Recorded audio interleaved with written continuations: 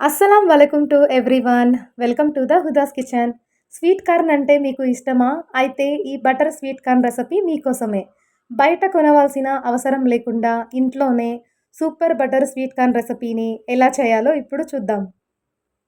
ముందుగా fresh sweet కార్న్‌ని తీసుకొని గింజల్ని వలిచి ఒక 8-10 మినిట్స్ బాయిల్ చేసి వాటర్‌ని రిమూవ్ చేసి పక్కన పెట్టుకోవాలి.